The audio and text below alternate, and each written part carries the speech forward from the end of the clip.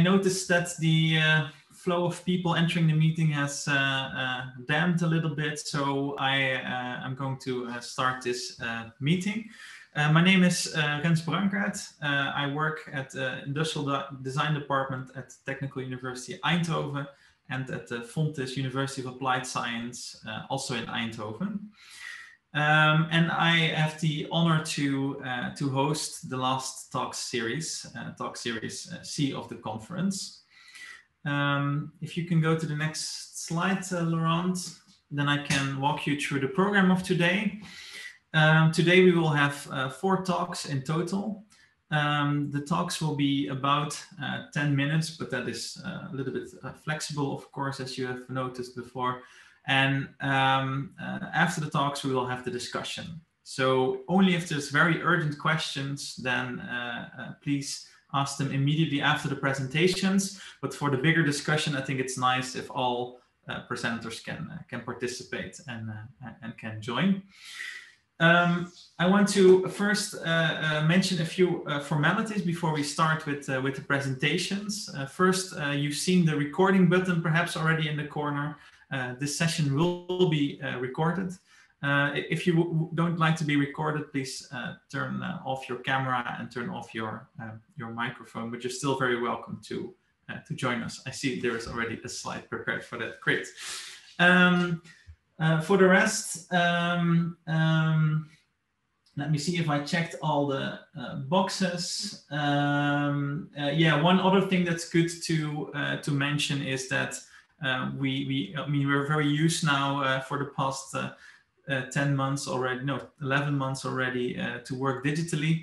So I want to ask you to keep a bit of a etiquette with online meetings. We are with a lot of people in this room, so please keep your microphone muted and only unmute when you are talking, and don't do it during the presentations because that might cause a disturbance. If you like your camera on, that's fine. If you like your camera off, that's also fine, of course. One last thing is there will also be proceedings. So maybe if you can go back one slide, these are also papers attached to it, to the first 3 talks, and they will be published as well with Springer. There has been unfortunately a delay with the publication, so that will follow at a later moment, and we will inform you by email about that. Those were the formalities. The presentations, you can already see them on the slide that we will have. Today we will start with the paper Your Moments, Co-Designing a Personalized Audio Player. That's an article by Marjolein den Haan, Nicole van Essen, myself, and Liu Yuan. And Nicole van Essen will give the presentation now. After that, we will have the Exploring How a Multisensor Media Album Can Support Dementia Care Staff by Wart de Groot, Gil Kenning, Elise van den Hoven, Berry Egge. Smile, Capturing and Sharing Personal Photos to Stimulate Social Relations and Support Self-Identity in Dementia. It's by Maarten Houben. It's also co-authored by myself and Gil Kenning. And then we asked for a spot on this conference with a book that we have published in August. And we will share those insights at the end of this session. So that's the program for today. You're all again very welcome. I'm happy you're joining now on the one of the last events of this beautiful conference. I hope you enjoyed it so far, and I also really hope you enjoy this session again. And then I want to give the floor to Nicole van Essen. Oh, hello. Thank you for the introduction, Rens. Good evening or good morning to some of us. Very nice to see you all during this digital event. I'm going to share my screen. Please let me know if it works.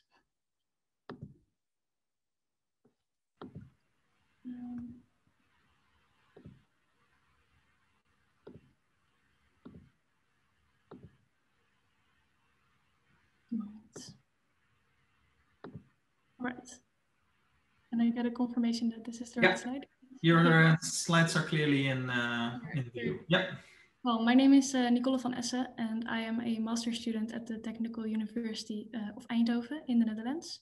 I study industrial design, and I'm an experienced designer who brings complexities into an overview which can be used as a foundation to create solutions. My projects have a focus in designing for health.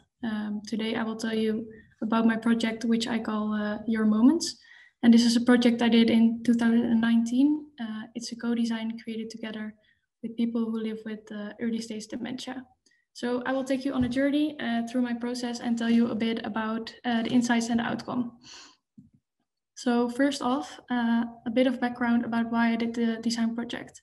In our communities, people live with all kinds of memory challenges, and people that experience those challenges may experience a sense of losing themselves. And dementia is a progressive disease.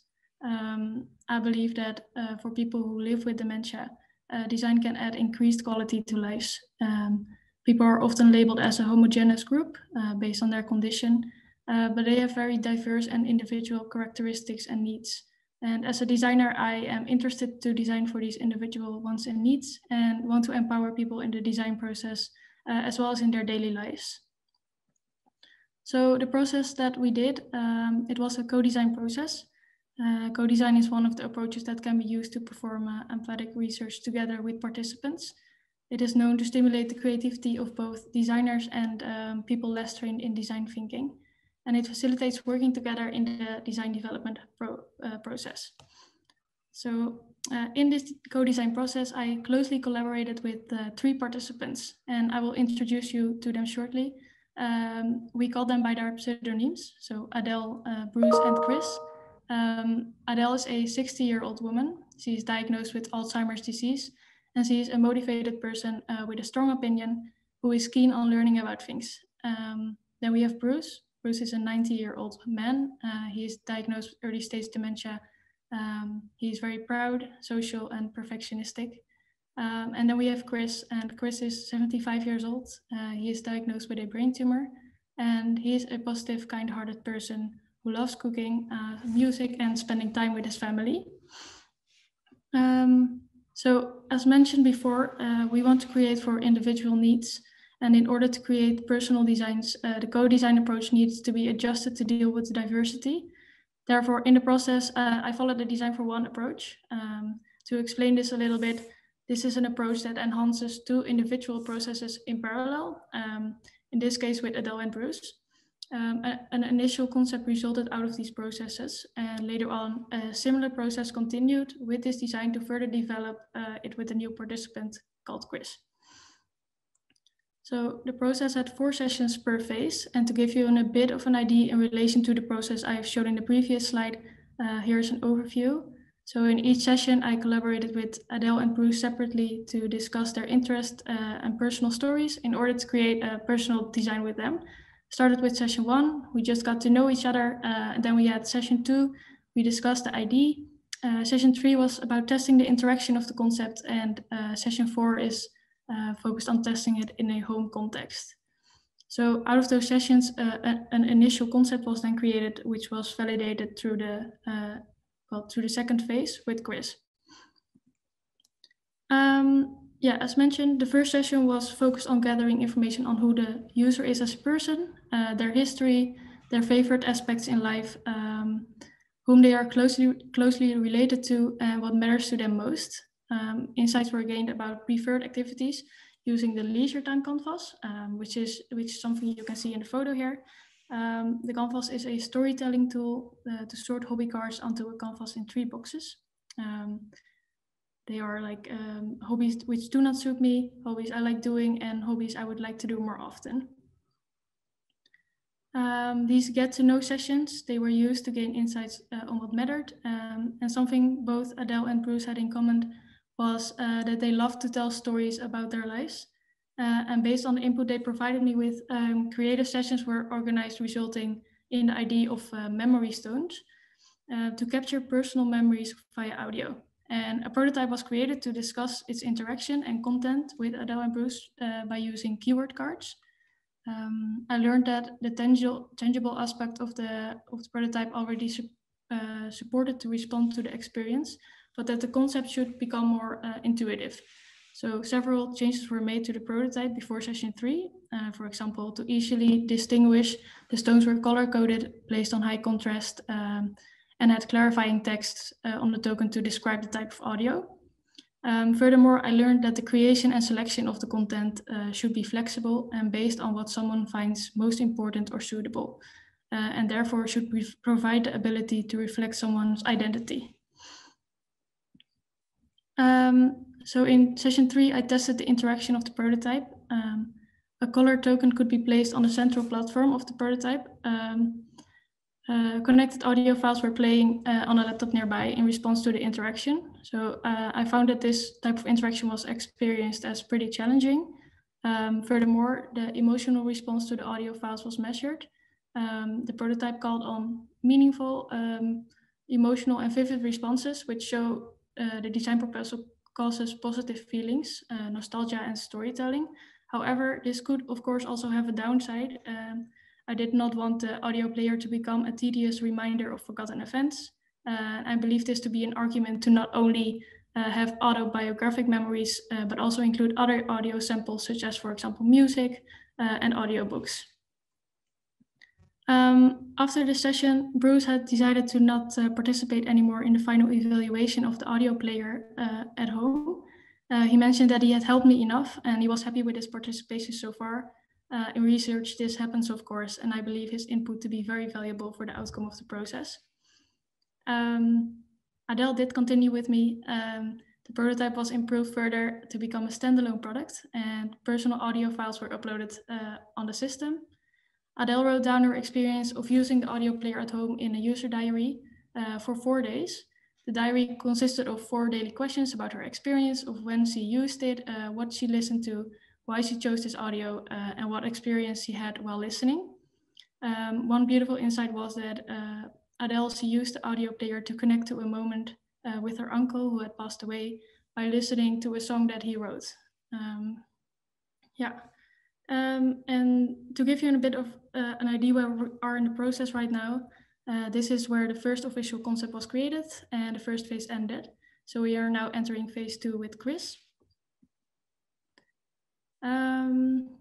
So the design that had been studied at Adele's home was introduced in session 1 with Chris, yet a spoken manual was added instead of a written manual. By bringing it to a new participant, I wanted to find out if the design would be meaningful to someone else as well, and how it could be personalized further. The setup of the sessions with Chris were similar to the ones with Adele and Bruce. I got to know Chris. He really enjoyed horse riding and loved to listen to Dutch music. And to determine the content of the audio player, Chris was asked to bring some personal items. He brought some written stories and CDs to select songs that he would like to be on the audio player. For example, one of those stories was a memory of horse riding with his father when he was younger. And the content of the audio player was personalized to Chris and tested in a home context as well. So apart from the sessions, a professional caregiver was involved in the project as well.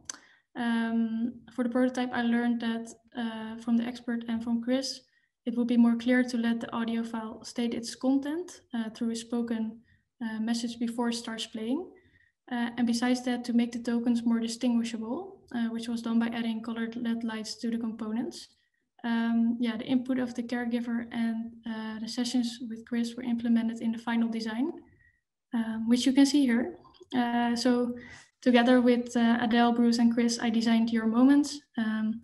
It is a design to stay in touch with who you are as a person by connecting to memories of valuable moments in your life.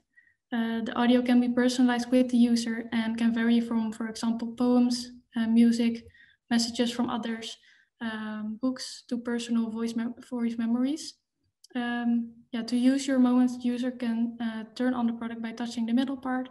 An audio explanation is then given on the product's functions and personalized contents.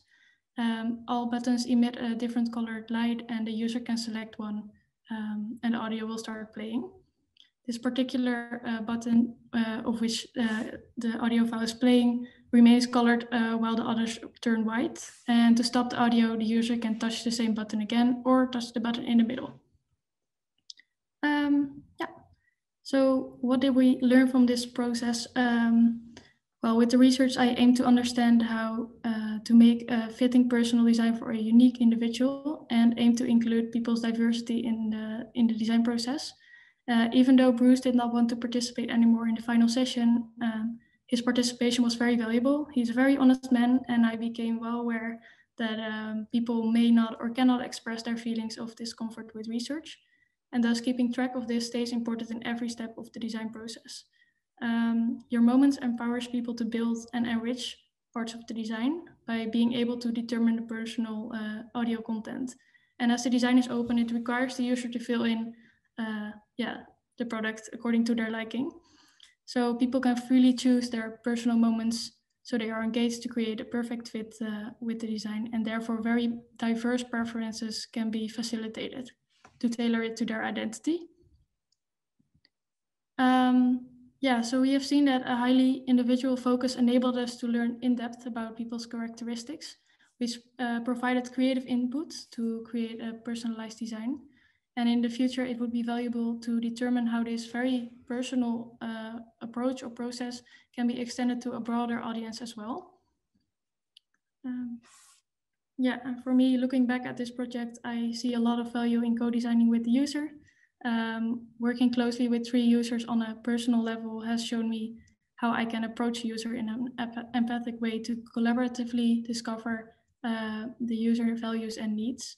The people I've worked with are very unique in their own way, and it felt special to me that they trusted me and were willing to share their memories and experiences with me as well.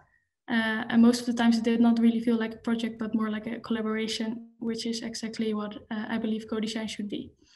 It was a great project to work on, and I'm glad that I have experienced it.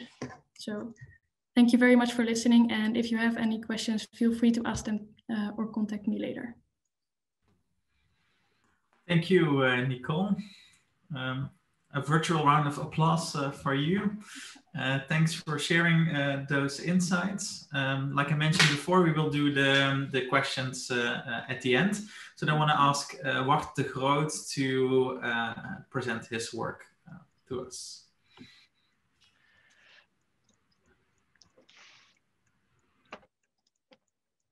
Yes. I hope this can be seen by everyone. Great, thank you. So I will present the research on exploring how a multisensory media album can support dementia care staff. It was a research done in Australia at the University of Technology in Sydney, but I am affiliated with the University of Technology in Eindhoven. And I will first talk a little bit about the introduction, then something about the background, then how we came to the design of the multisensory media album, and then how the care staff engaged people with the multisensory media album. A little bit of discussion and the conclusion at the end. So first of all, the introduction.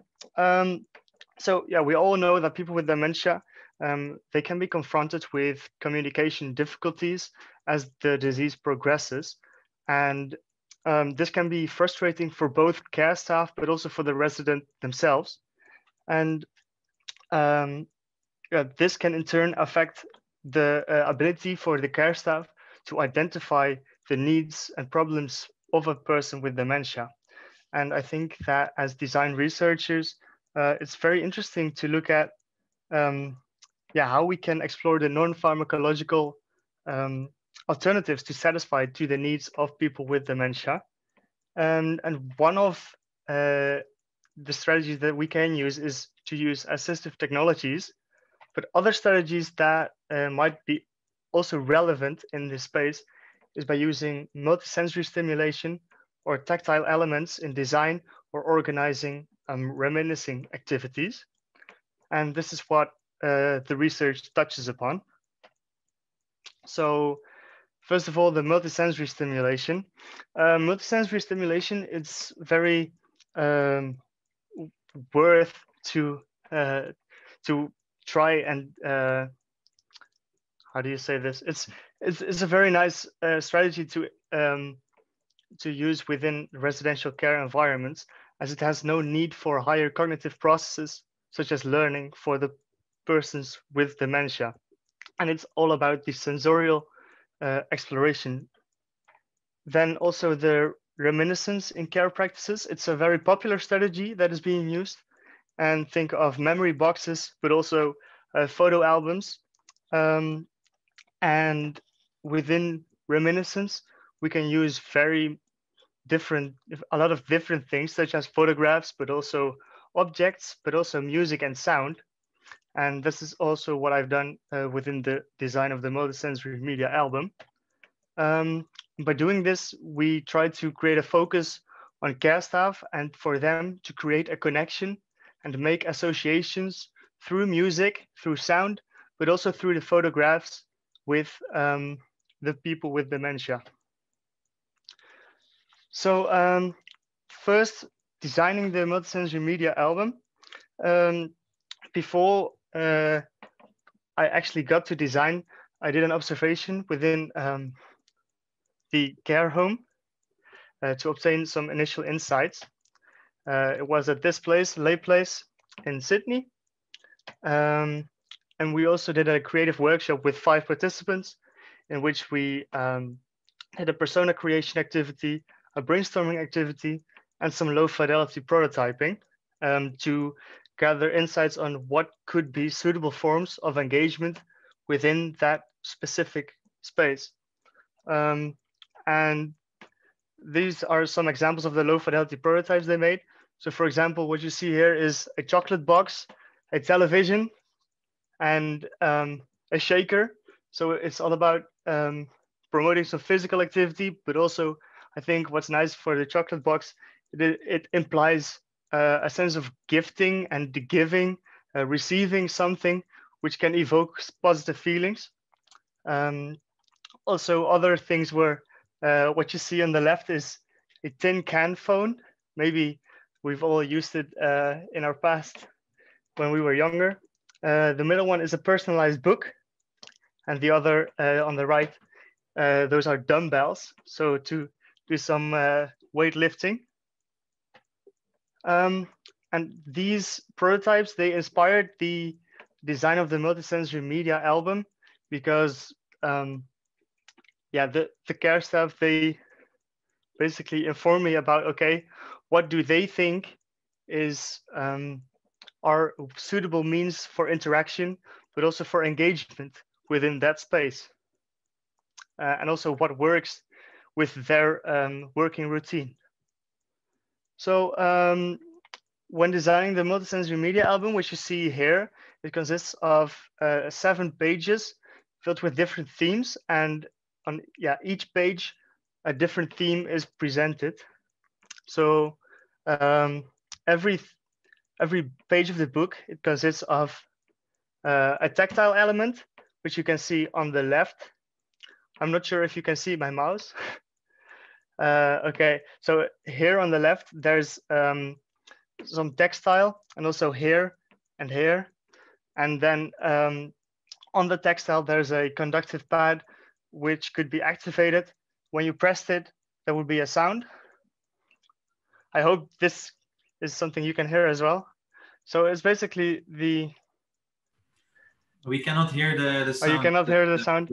No, but okay. Your mouse, yeah.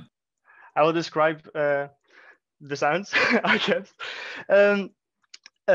What we see here is there was a music of a kids TV show called Skippy the Bush Kangaroo. Maybe some people will recognize it, but there was also a combination of sounds of the sea, but also speech. So this page, it was about a classic Australian poet, and there was a poem which was read out.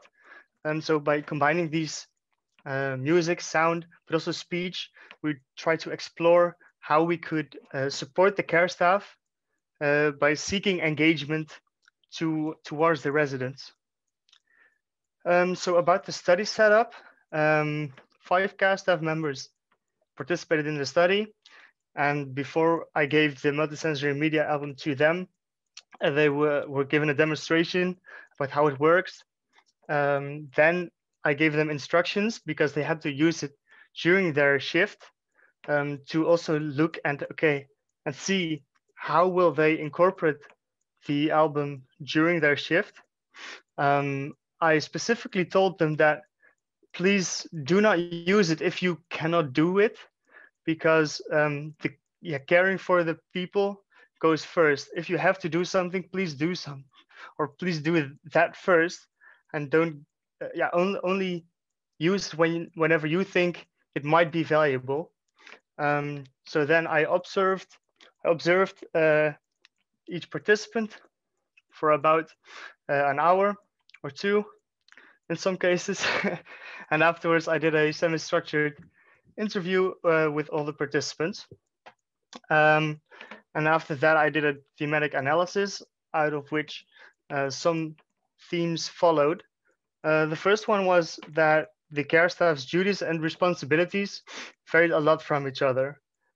This is because within my sample, I should say, there were 3 regular caregivers, but also 2 recreational activities officers, which can be distinguished as follows. P4, who was a regular caregiver, and she was talking about one of the RAOs. She said that she would probably benefit from it every day because she's got the time. She does one-on-one sessions with the residents, so she might spend, I don't know how long, she spends half an hour or whatever it is, and she could take it and use it. I will also touch upon this subject a little bit later. Then there were some interactions between care staff and residents. For example, P3 initiated an interaction by going towards a resident or approaching a resident and saying, I want to show you something, it's very interesting. But also P1, who said, can I show you a book I have? And it was very nice to see how interactions were initiated, but also how the care staff encouraged residents to touch and to try and recognize what was happening within the multisensory media album, and also create stories, create associations with the contents of the multisensory media album. Then there were different thoughts on the design by the care staff. P1 or P2 commented that yes, it's a very good idea because it's less stress for both of us, especially for the residents. And P1 said that they found things to engage a resident. It's the #1 thing that really helps because you can see them coming out of their shell, and it really helps. Then also findings were gathered on the context of using the design. For example, there was an instance at which a participant didn't feel like interacting with the care staff and the multisensory media album. So she said, like, I just gauge by, I will bring it out. If they're not interested in that, yeah, I will try something else, which basically indicates that there needs to be alternatives as well, which was I think it's a good thing to have alternatives within the space, because not everyone can enjoy the same thing at every time. Then there was also a comment on, or a lot of comment actually on the regular caregivers' time constraints, because this is also what I mentioned about the first point, where recreational activities officers have a different role within the organization as the regular caregivers. For example, P5 didn't interact with the multisensory media album at all during her shift. And also P2 mentioned that sometimes the staff, no one has the time. I like to do many things, but the kitchen, the cleaning, the everything, we have to do that as well. So basically what can be discussed about is that the multisensory media album in itself was a helpful tool which offered joy, but also mediated the communication between care staff and the residents, and also did that by enriching, or it was enriched by making the meaningful associations and telling stories, which can also be seen here. So the woman was telling and talking about how she really liked to see her grandchildren yeah, walk in the park, for example. And also, what could be concluded is that the suitability of the multisensory media album and similar interventions, um, that these kind of interventions, they might be more suitable for um, recreational activities officers or people who act in a similar role. Then also, what I tried to mention as well is that every individual has different desires and needs at different times. At one instance, there was a man who was more busy scratching his leg rather than wanting to interact with the album, which basically means that at that moment in time, he was not in need of an interaction. So just let the person be who he is and try something else if that's a possibility. So to conclude, we provided explorative insights in how a multisensory media album can support care staff during their shifts. And I think we provide an alternative way for care staff to seek a connection, but it's also valuable for other design researchers to keep exploring alternative ways. And I also think that we need to be aware of the organizational structures when designing for these contexts. So I think that a good lesson that we can all learn is before we start designing, please go to the residential care facility and try and figure out how things work before designing. I think that's it for me. Thank you very much for your attention. Thank you very much, Word. Again, an applause for you. Thanks for sharing your research with us. Like I said before, questions will be later, so I want to give the floor now to Maarten to share his work with us.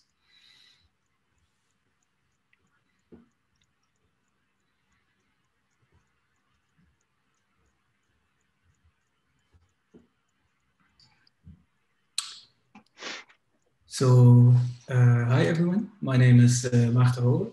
I'm a PhD student at the Eindhoven University of Technology, and I will present our paper on the SMILE project on capturing and sharing personal photos in a long-term care context.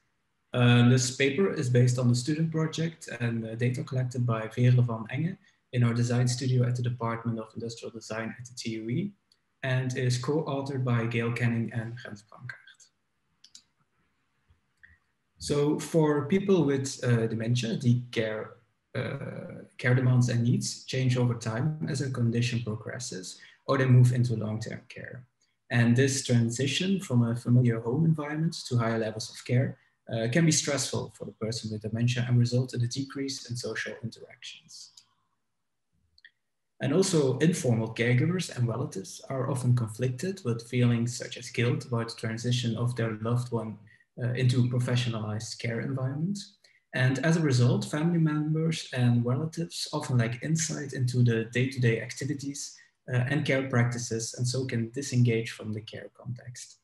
And that makes it often challenging for them to socially connect with people with dementia during family visits. In response to the decrease in social encounters, professional caregivers aim to engage the people with dementia in the care environment in social interactions during everyday care practice. However, the care staff is challenged to connect socially and emotionally to people living with dementia due to a heavy workload and time constraints and providing practical care tasks. Sharing socially engaging activities can lead to moments of high quality connections for people. And this feeling of connection promotes positive emotions and can contribute to quality of life and build resilience for both the family member and the person living with dementia.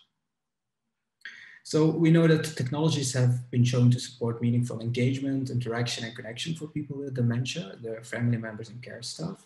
So therefore, this project aims to explore how technology can focus on the person with dementia and support their social engagement with visitors and professional caregivers. So to explore this, we present SMILE, a camera-based system for capturing and sharing personal photos in long-term dementia care. to stimulate engagement and connection between people with dementia, caregivers, and relatives. A person living with dementia can take a photo with a visitor or a caregiver by using the Smile camera situated in a communal living area of the care facility. The photo is then automatically sent to a digital photo frame inside the private room of the person living with dementia. And the photo supports in recognizing and remembering people who visited and can provide a virtual information for visitors and professional caregivers about what activities occur throughout the day, providing cues for personal conversation. During the design process of Smile, the main researcher Vele compared the responses to various types of cameras. And in this study, people living with dementia were most familiar with the aesthetics of cameras prevalent in their formative years. So therefore, the Smile camera has a viewfinder, dials, flashlights, buttons, and lens to resemble a 20th century camera style to make it more recognizable. The camera itself is set on a tripod with a panel interface in front of the camera to control the system. Each button on the panel shows a photo and the name of a participating person with dementia in the care home. The user activates the camera by pressing the button with the person's photo and name, and the camera has a speaker for auditory feedback to guide users in taking the photo.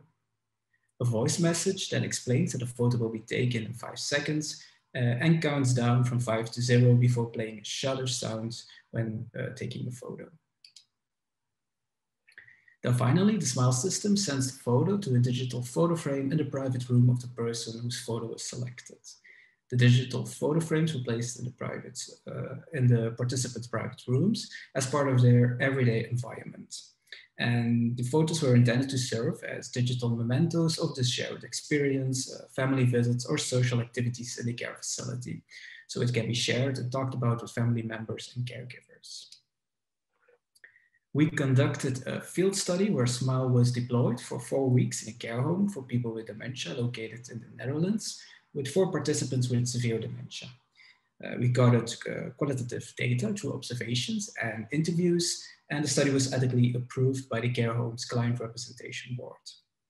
Family members of the participant gave informed proxy consent to participate in the study.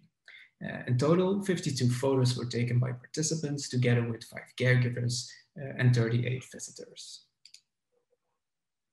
So Smile was able to provide a snapshot of the everyday life of the person with dementia, as the photos offered relatives visiting the care facility insights into the social activities and everyday life in the care facility.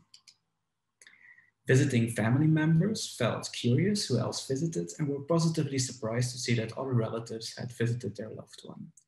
Visitors felt happy to see the photos with professional caregivers, as it suggested that they had a good relationship with the care staff and that they engaged in social activity, as is illustrated by the quote on the slide.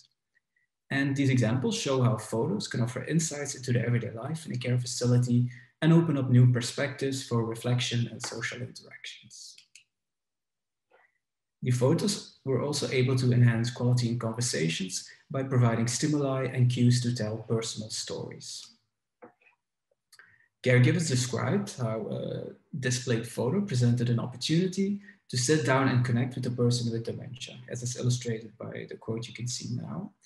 The photos created mutual understandings about the topic of conversations by providing a visual context for interpretation. And visitors and caregivers used the photos as visual proof of recent events and activities to reduce possible uncertainty and confusion that can be experienced by the person living with dementia. And also we saw how taking a photo was an exciting and social experience that could also provide a sense of normalcy. Visitors used the Smile system as a meaningful shared activity that offered an opportunity to shift attention, give compliments, and include humor during their visits. Being photographed also stimulated a sense of dignity and self-value.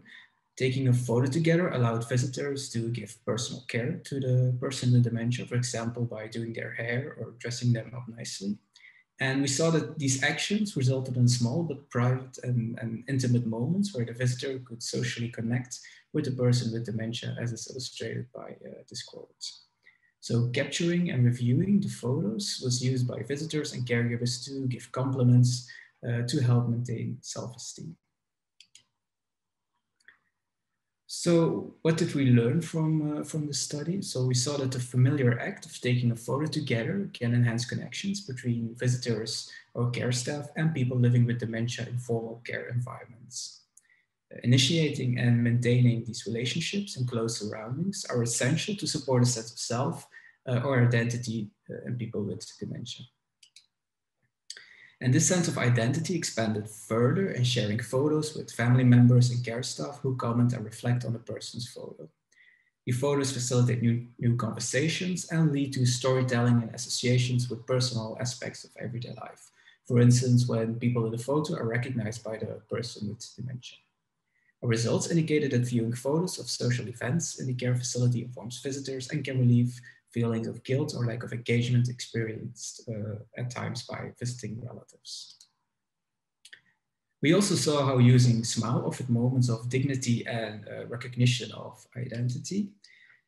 And usually photos are often associated with special occasions such as family gatherings or photo booths at marriages or graduations. And often after moving to a care facility, people with dementia experience a lack of these special occasions. So during the field study, it became apparent how preparing for a photo and taking a photo was a small but meaningful event in itself. It could provide a feeling of occasion within the everyday life of the person with dementia. And furthermore, Smile triggered family members and care staff to engage in a series of interpersonal actions, such as dressing up, applying makeup, or brushing their hair. And here, this was very important because appearance is also an essential aspect of how we self-identify and identify others, as it is part of a person's sense of self and expression of identity. So in that sense, capturing and sharing personal photos in the care environment can also help to reinforce a sense of dignity and facilitate moments for expression through choices related to appearance. And also when we want to look at possible future work that can explore the ongoing design and use of tools to capture a photo with visitors through encouraging and enabling families to maybe also use their own devices to take photos and send them to a digital photo frame. And also here, the use of available off-the-shelf digital photo frames allows for accessibility and presents new opportunities for integrating personal photos in a long-term dementia care environment on a larger scale. So thank you very much. Feel free to send any questions via email, and I will also happily answer any questions at the end of the session. Thank you. Thank you, Maarten, for presenting your work with regards to Smile.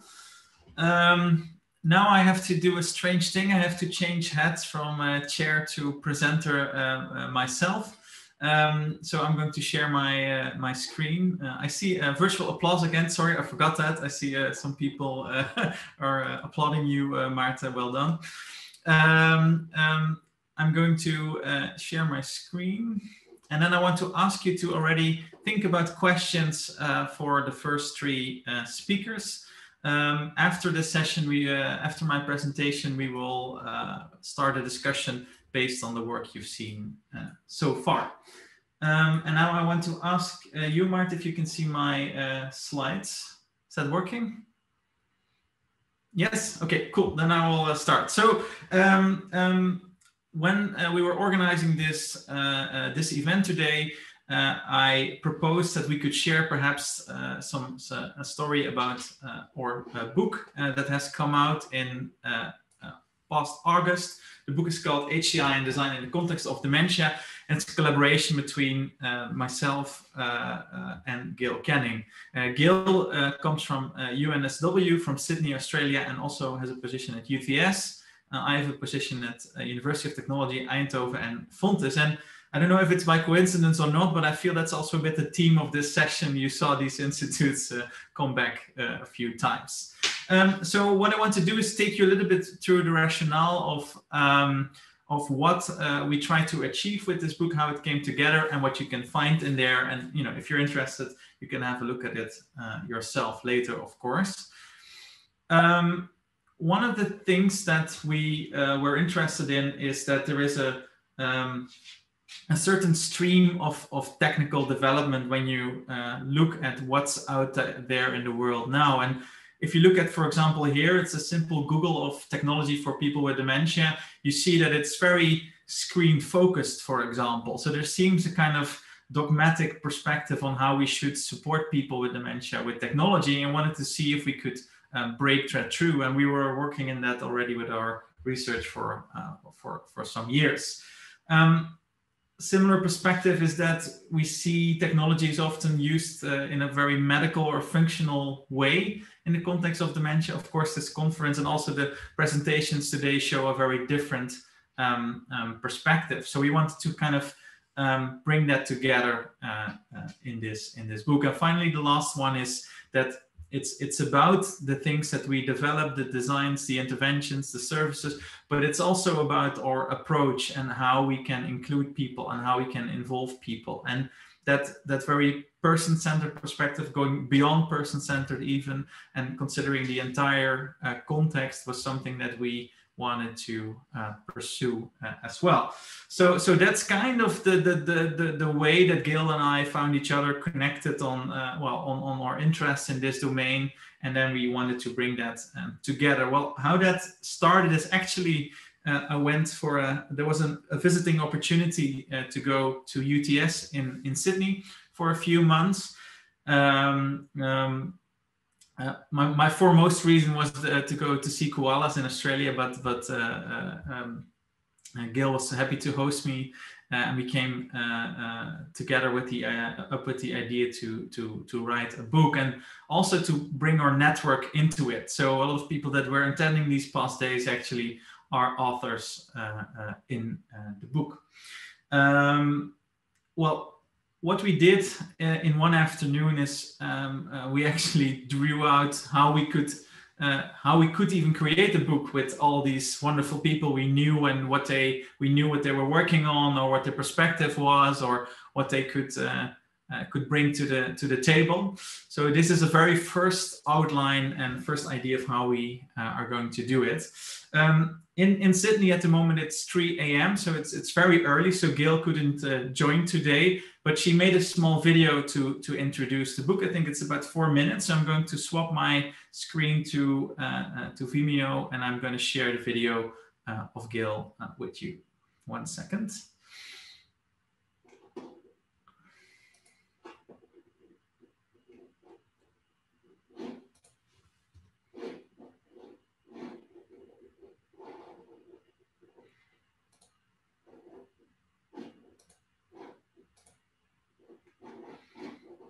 Experience and Empathy Lab and Aging Futures Institute. Oh, I'll start that again, sorry.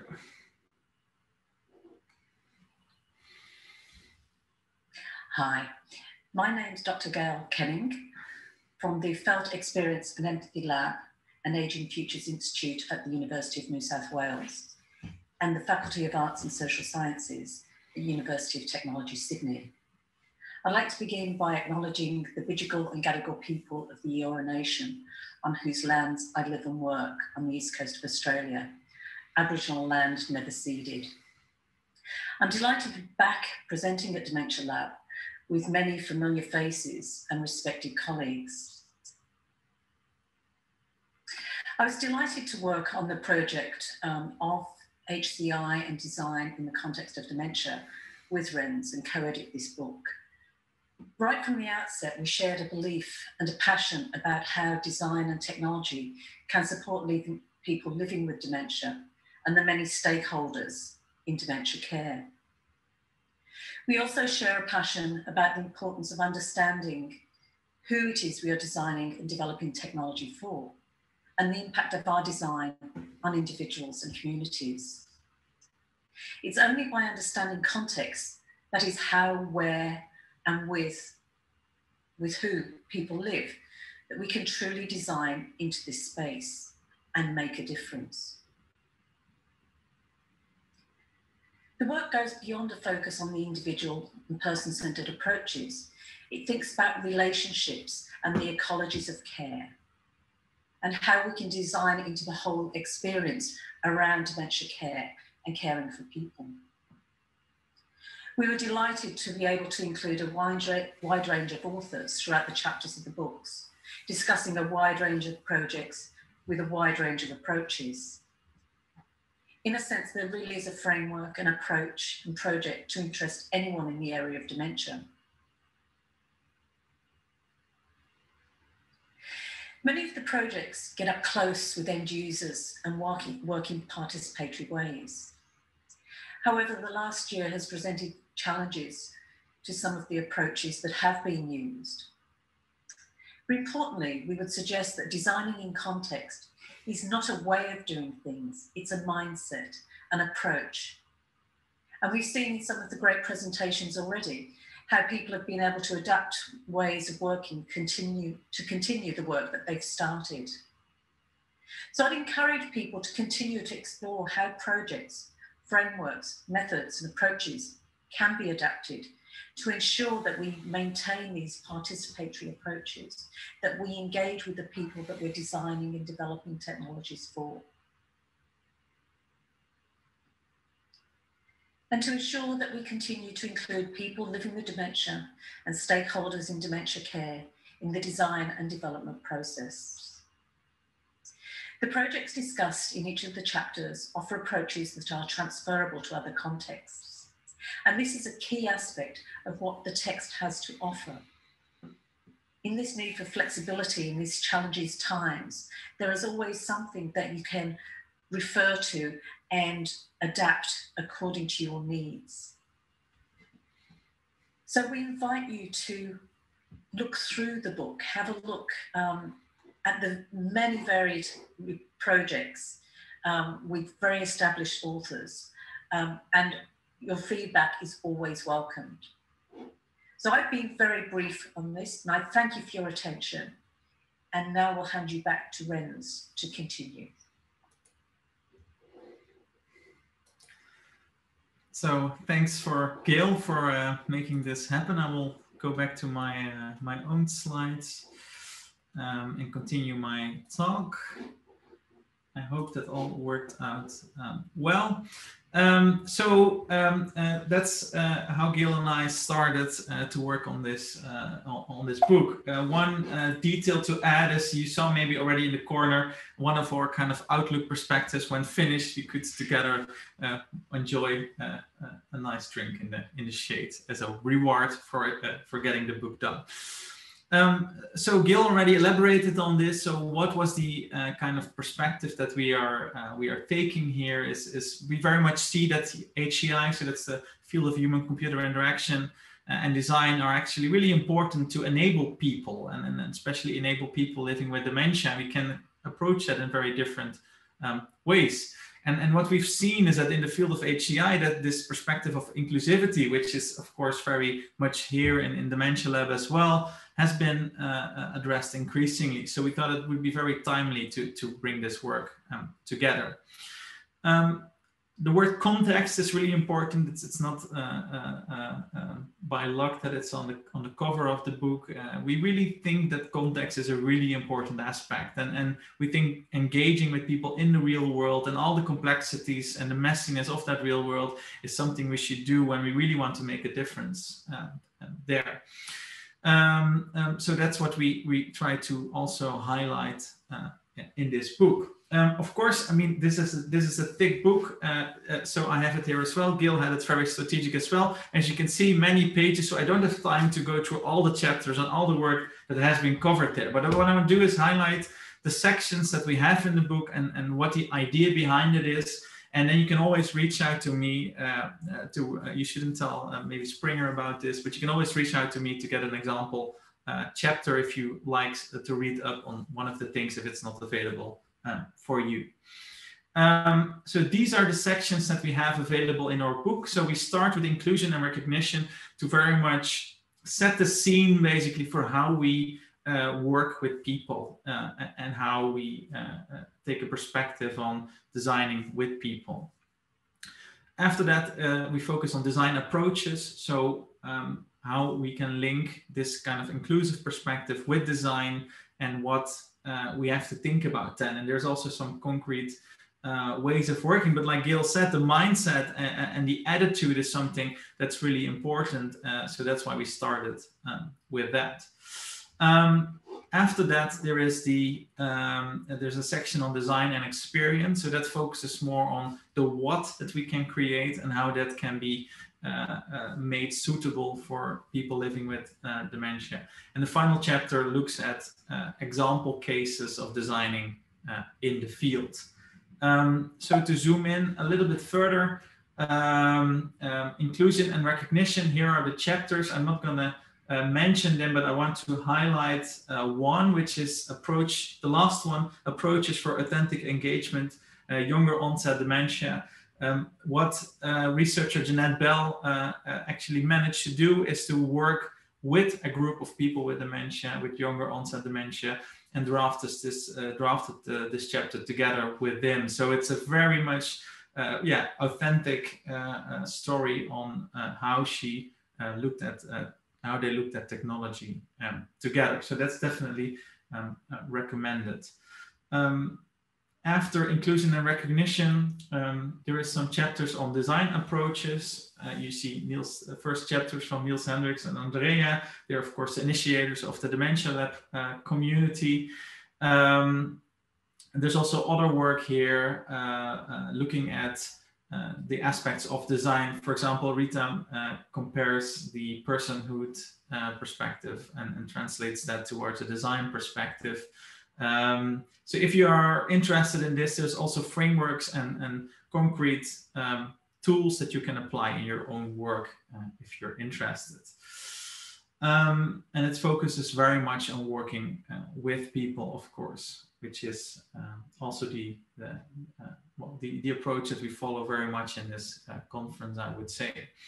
Then the third section is on design and experience. Here you can see researchers looking at, for example, materiality. The chapter from Maart we just spoke focuses, for example, of how to actually set up an interactive workshop with people with dementia.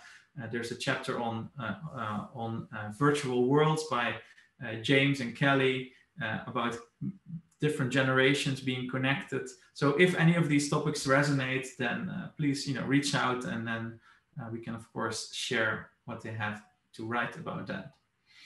Finally, I think it's really important to also really look at concrete cases of how we can help people, but also different organizations. So here you can also see chapters that look at, for example, the multidisciplinary aspects of design. There's also a chapter on working with companies.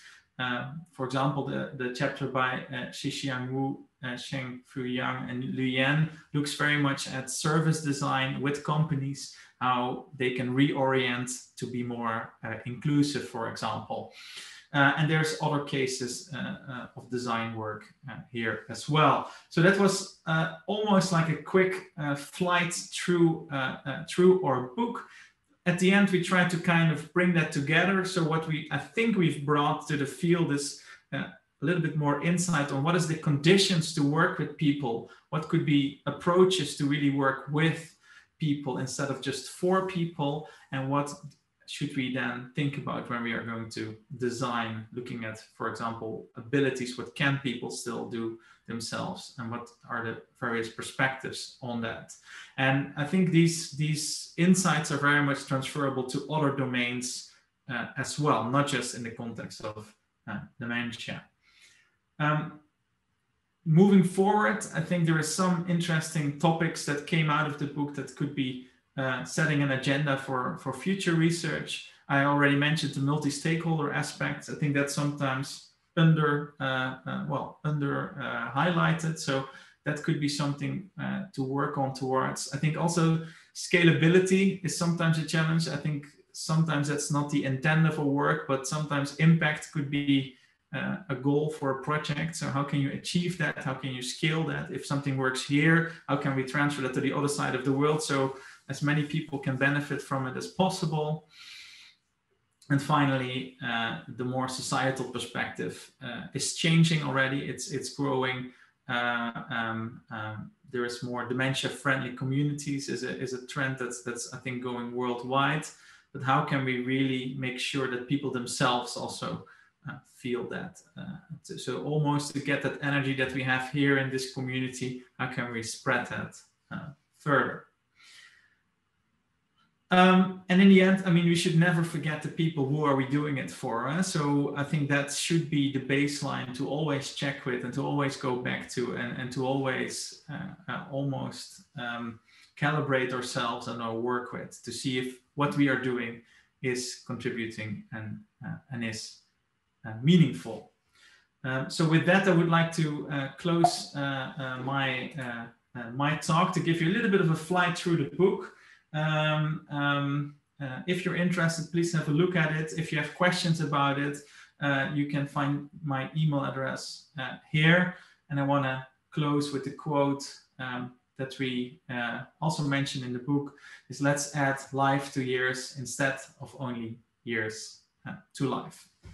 Thanks for watching and staying with us during this presentation. Thank you. I see some applause from people. Thanks very much. Bart is also applauding. Then we have come to the end of sharing our content. I see that we have actually gone over time a little bit. So what I want to do is I want to ask all the speakers to turn on their camera. So Maarten, Nicole, and Bart, if you could maybe join us.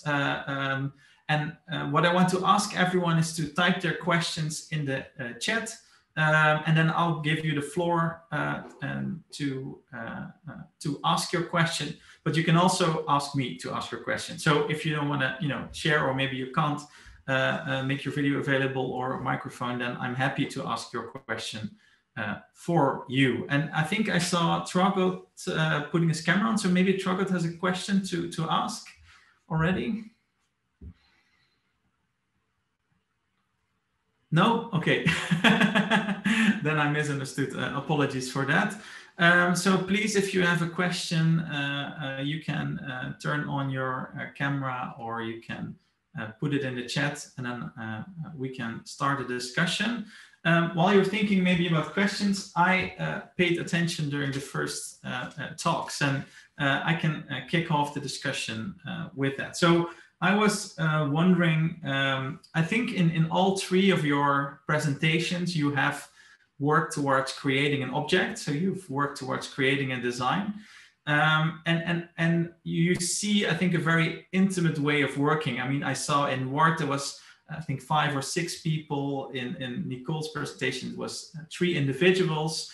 With Maarten's work, it was 4 people that were covered. So I was wondering if you can, if you could elaborate on if that's a conscious choice, and what do you think the value could be of this kind of more intimate approach? So can I give the floor to anyone to answer that?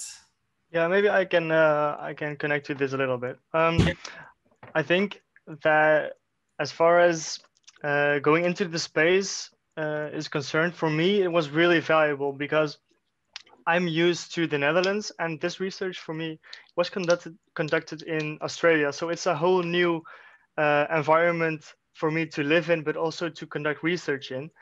And I think if you could have this experience every time you go into a new environment, yeah, you have to be aware that there's different values in every place where you go. And this community in Sydney is very different than I was used to, because there's a lot of immigration happening in Sydney itself. So the residents, as well as the care staff, they come from all over the world. So there's people from South Africa, South America, there's people from Europe, there's people from Asia. And yeah, so how do you look at this group as a community rather than as it has, so like also what Nicole said, as a homogeneous group, which they of course aren't. And if you can really go into the environment, you can see what's happening, what's the dynamics of the group, what's the yeah, like really, how do you place yourself as a designer, but also as a researcher, into the space to look for ways and opportunities to design and research. Yeah. Thank you, Bart. Nicole or Marta, anything to add to that? Yeah, maybe because what I also noticed, of course, it's a vulnerable subject or area to work in. So I believe that having this level of contact, like close contact or even trust between a participant and a researcher, helps to get more valuable insights as they are maybe more willing to share their experiences, tell you more. I think that also adds to what Ward says, because that applies in a lot of contexts, of course, but especially with this target group, I think. Yeah, thanks. Marta?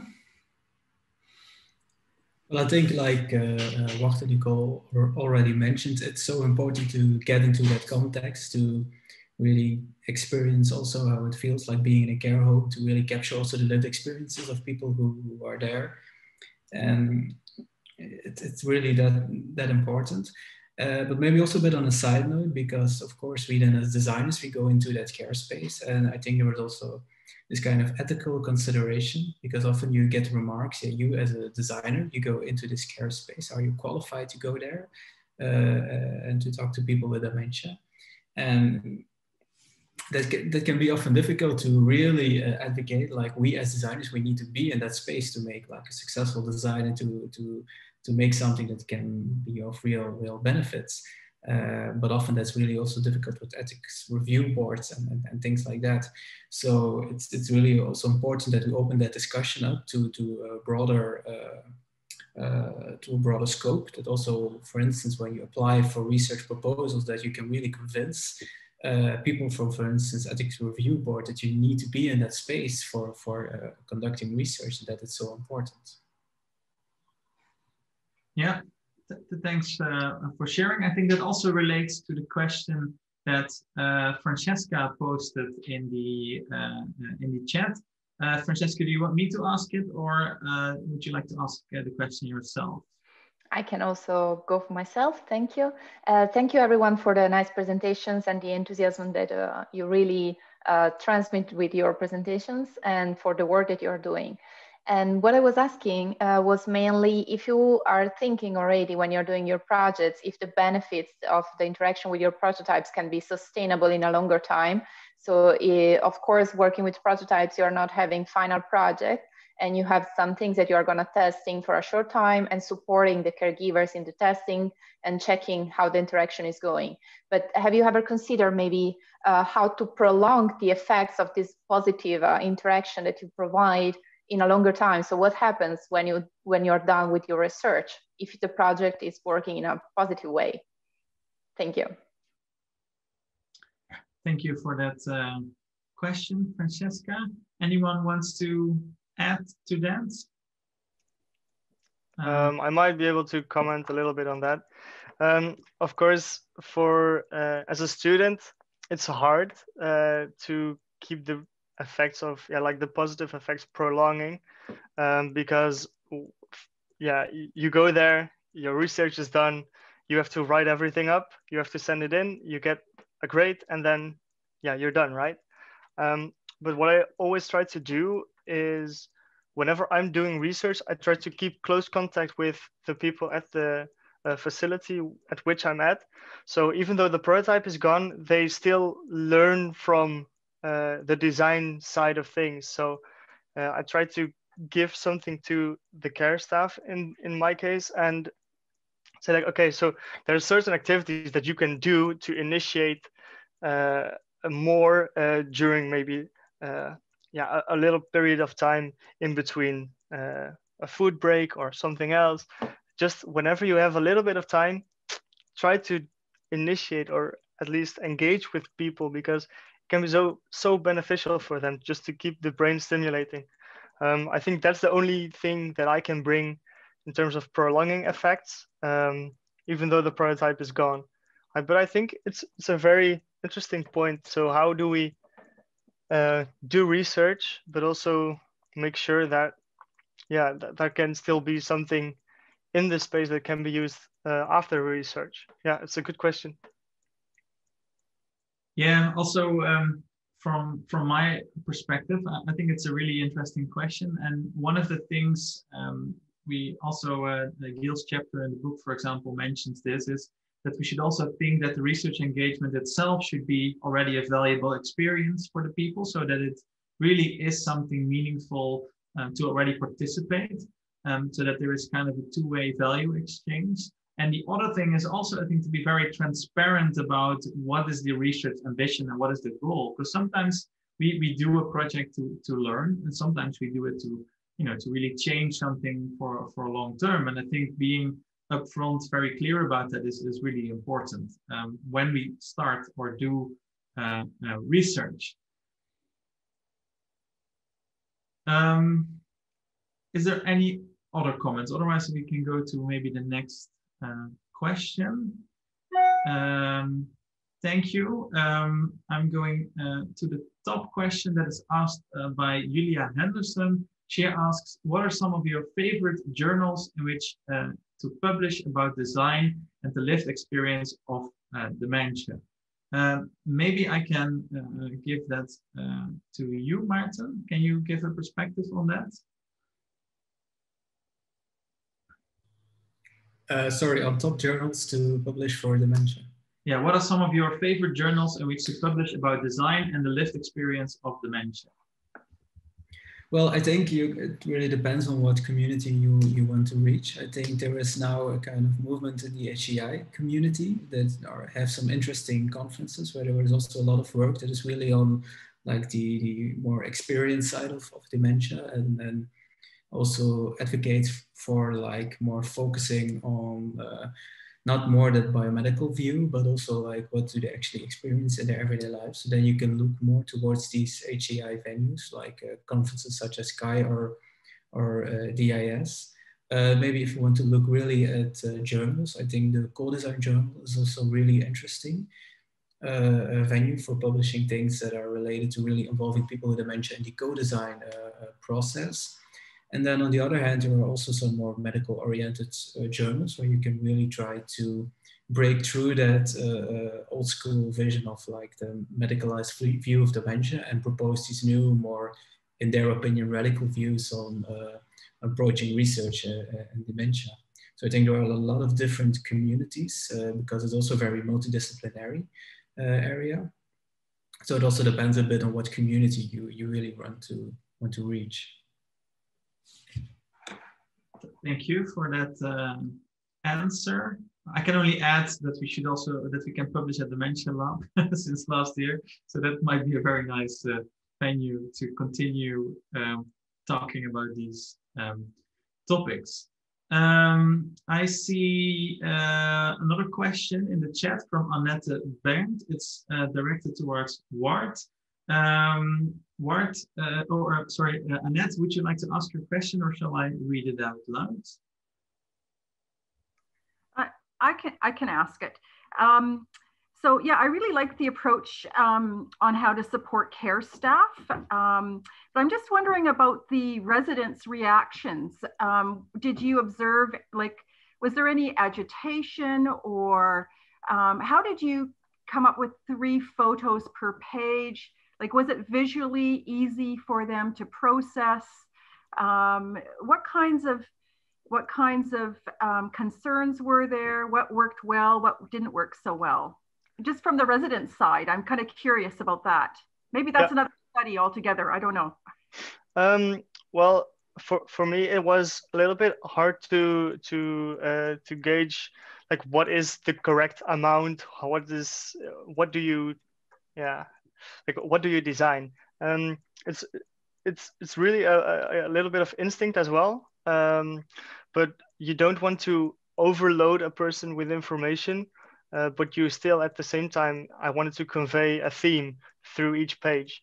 In terms of agitation experienced by residents, I couldn't observe it directly, but there was one instance at which the RAO tried to initiate an interaction with a multisensory media album, but I could recognize, and she also recognized that at that point in time, it wasn't the right timing.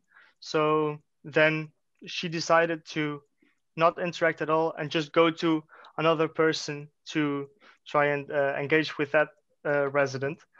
But I think that the most interesting things that I've seen with residents is that they were, for example, tapping along with the music, or trying to create these connections with what they saw on the pages.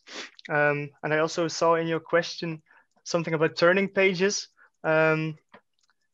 What I've seen is that most of the time, actually, the caregiver had to turn over the page, because yeah, I think in most cases, the initiation lies towards the care staff rather than the person with dementia itself. But I think that this this communication, like really the reciprocal interaction, is what we're looking for with designs like this. Okay, thank you very much. That's great. Yeah, I like the fact that photo albums are something that we're used to, or certain generations are used to looking at, rather than swiping left and right. So I was just kind of curious to know how that worked, but it also depends on the stage of dementia as well, and various other factors. Okay, thank you very much. Yeah, not a problem. Great idea. And also maybe to add on that, I think the photo album in itself is a really nice maybe analogy as well, because it's something that you want to share and you want to show to others and tell stories about it. That's like the usefulness about a photo album. So I think it connected well with the residents, also because of its inherent values. Okay, thank you. That's great. Thank you. Thank you, Annette, for that question, and Bart for addressing. I see there is another question that I skipped over. It's directed at Maarten by Tragot Haas. Would you like me to ask it, or would you like to ask it yourself? No, I think I can handle this. So thanks everyone for sharing your exciting projects. I really enjoyed that. But I was wondering if Maarten, you did a photo project, I think, which is interesting and super clever, because you're using more than less existing technologies, which could be accessible for a larger audience. And my question is if you already thought about how to make it accessible for others. Yeah. Do you have any thoughts, any ideas? Well, we saw that during this study, it was at times also difficult to use the camera with a panel. So we were thinking to move it more towards that family members can use their own devices and that they could really integrate it. So I think maybe the photo booth was a step at kind of sensitizing the use of personal photos in that space. And that we then can use really these off-the-shelf products that you can easily buy. So in that sense, it was a future path for research to do. But at the moment, we are a bit unable to do that, also because of the pandemic. It's really difficult for us to do research in those contexts in care homes. So we also moved a lot of research to the home environment of people with dementia. So this is also a reason why, for instance, we cannot explore this path further at the moment. But hopefully in the future, when care homes are again accessible for researchers and designers to go in that space, we can continue our research and also explore further how we can share personal photos in that context and use existing technologies. Yeah, that's great, because I did also projects with my students in the field of dementia and designing for and with people with dementia. And there were lots of really good ideas and projects which are still vanishing in the drawer.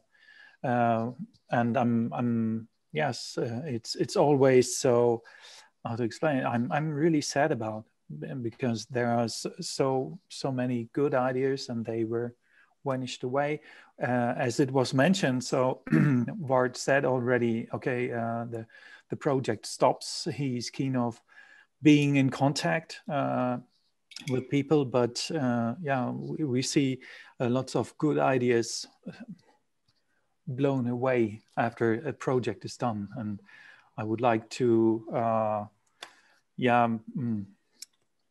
don't know how to say.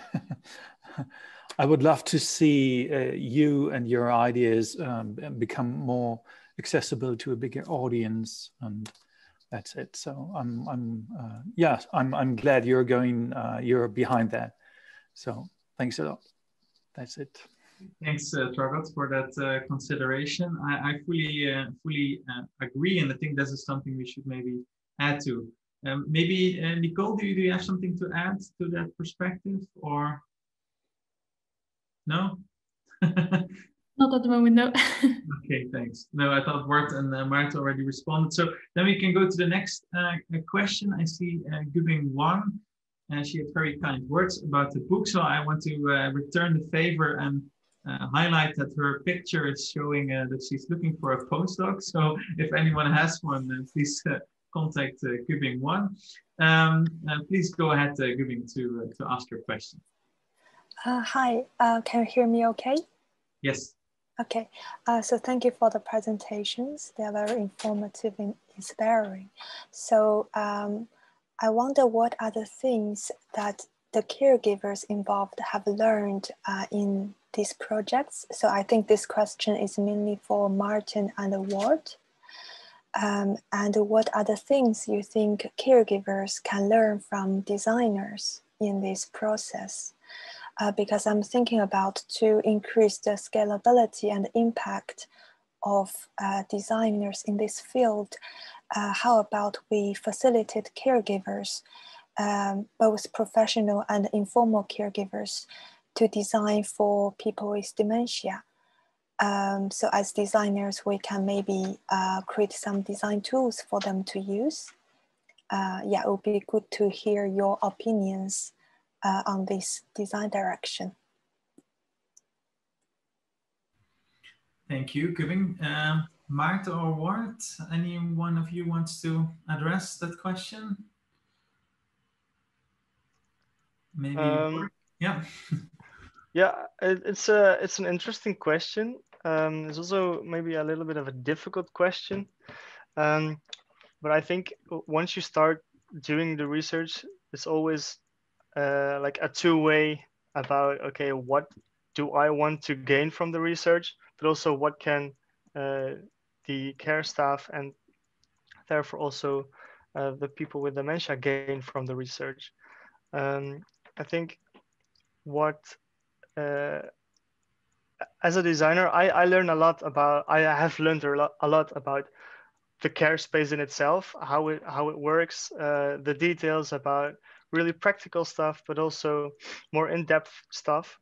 And this also works the other way around, I think. So the care staff can get an insight in how design can be beneficial for the residents at their place, because they see it right in front of their eyes. They see what's happening to the people.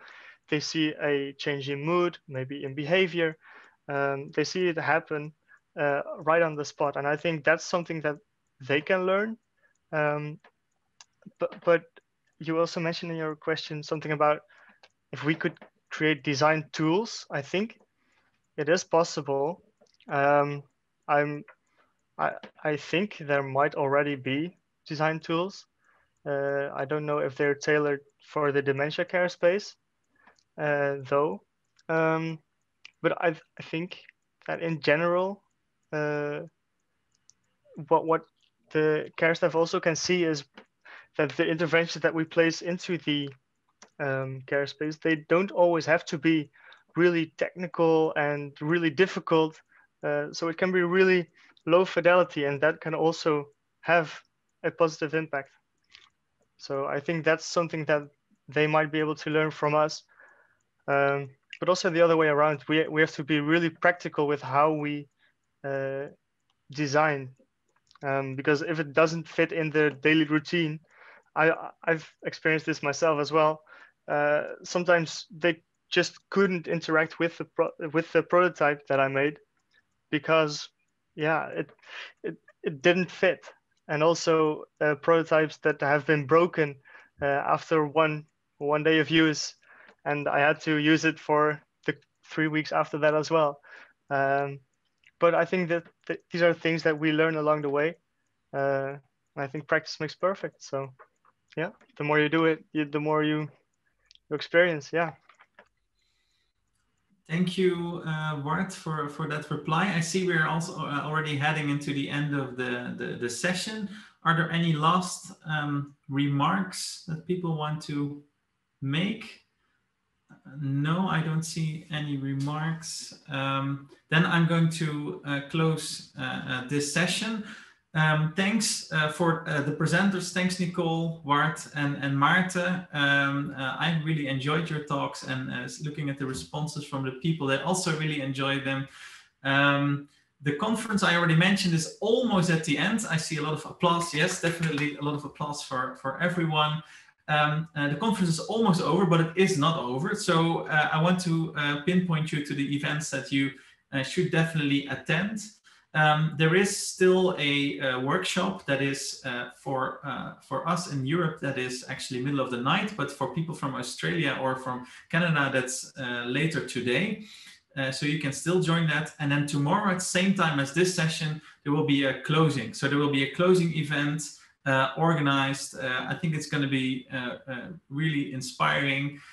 So please be there to not miss it. And then there is also a zine.